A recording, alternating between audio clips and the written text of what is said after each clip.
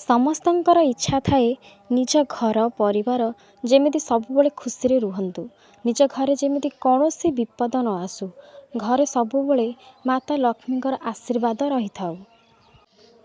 ଆପଣ ନିଜର ଏହି ସବୁ ଇଚ୍ଛା ପୂରଣ କରିବାକୁ ହେଲେ ଏହି ନୂଆ ବର୍ଷରେ କିଛି ଖାସ୍ ଜିନିଷ ଘରକୁ ଆଣିବା ଦରକାର। ବାସ୍ତୁ ଅନୁସାରେ ଏହି ସବୁ ଜିନିଷ ଘରେ ଥିଲେ ଘରେ କୌଣସି ଅଭାବ ରହିବନି।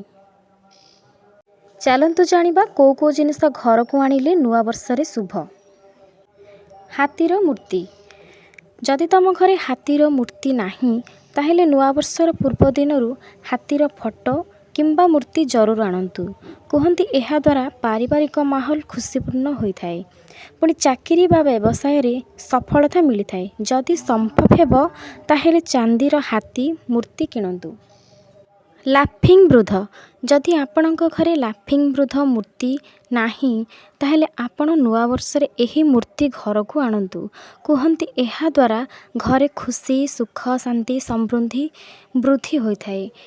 ଏମିତି କୁହନ୍ତି କି ଘରର ମେନ୍ ଗେଟ୍ ପାଖରେ ଲାଫିଂ ବୃଦ୍ଧର ମୂର୍ତ୍ତି ରଖିବା ଦ୍ୱାରା ଘରେ ସବୁବେଳେ ସୁଖ ଶାନ୍ତି ବନି ରହିଥାଏ।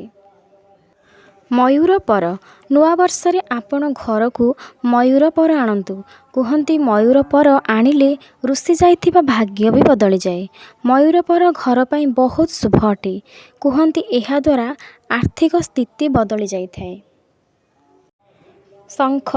ଠାକୁର ଘରେ ଶଙ୍ଖ ରହିବା ବହୁତ ଶୁଭ ଅଟେ। ଯଦି ଆପଣ ଆର୍ଥିକ ରୂପରେ ଚିନ୍ତାରେ ଥାନ୍ତି ବା ବେପାରରେ ଲଗାତାର କ୍ଷତି ହେଉଥାଏ ତାହେଲେ ନୂଆବର୍ଷରେ ଘରକୁ ଶଙ୍ଖ ଆଣନ୍ତୁ। କୁହନ୍ତି ଶଙ୍ଖ ରଖିବା ବା ଶଙ୍ଖ ବଜାଇବା ଦ୍ୱାରା ଘରେ ନକାରାତ୍ମକ ଜିନିଷ ରୁହେ ନାହିଁ ଆଉ ସବୁ କାମରେ ସଫଳତା ଆଣେ। କଇଁଚ। କଇଁଚକୁ ସକାରାତ୍ମକ ଉର୍ଜାର ପ୍ରତୀକ ବୋଲି ମାନନ୍ତି। ସୁଖ ସମୃଦ୍ଧି ପାଇଁ ନୂଆବର୍ଷରେ କଇଁଚର ମୂର୍ତ୍ତି କିଣିକି ଆଣନ୍ତୁ। ଚାନ୍ଦିର ସିକ୍କା।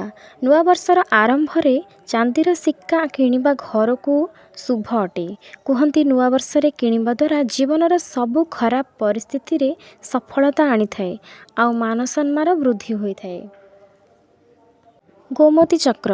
କୁହନ୍ତି ଗୋମତୀ ଚକ୍ର ଘରେ ରହିବା ଦ୍ୱାରା ପରିବାରର ଲୋକମାନଙ୍କ ଉପରେ କୌଣସି ପ୍ରକାରର ଶତ୍ରୁବାଧା ରୁହେ ନାହିଁ। ଏଥିପାଇଁ ନୂଆବର୍ଷରେ ତାକୁ ସିନ୍ଦୁର ଡବାରେ ଜରୁର ରଖନ୍ତୁ। ପୁଣି 11 ଗୋମତୀ ଚକ୍ର ଆଣି ହଳଦିଆ କପଡ଼ାରେ ଗୁଡ଼େଇ ରଖନ୍ତୁ। ଏହାଦ୍ୱାରା ମା ଲକ୍ଷ୍ମୀଙ୍କର କୃପା ରହିଥାଏ।